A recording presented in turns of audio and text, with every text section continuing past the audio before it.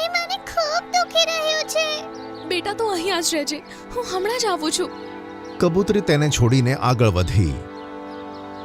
ઘણા સમય ઉડ્યા પછી તે ચકલી રાણીના મહેલમાં પહોંચી. મહારાણી, જો કેવું થઈ ગયું. મને કહે શું તકલીફ છે?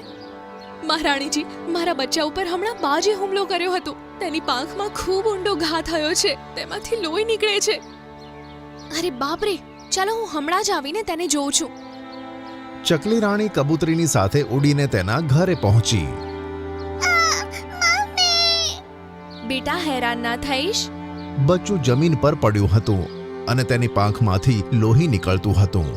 ચકલી રાણીએ પોતાની આંખો બંધ કરીને કહ્યું કે હે મારી જાદુઈ શક્તિઓ, આ બચ્ચાનો ઘા દૂર કરીને તેને એકદમ તંદુરસ્ત બનાવી દો. આટલું કહેતા જ તેના કપાળ પર લાગેલા હીરામાંથી એક પ્રકાશ નીકળ્યો અને તે બચ્ચા પર પડ્યો. બચ્ચાનો ઘા ભરાઈ ગયો અને તે એકદમ સ્વસ્થ થઈ ગયું. મમ્મી, હું તો એકદમ સરસ થઈ ગયો. ધન્યવાદ મહારાણી.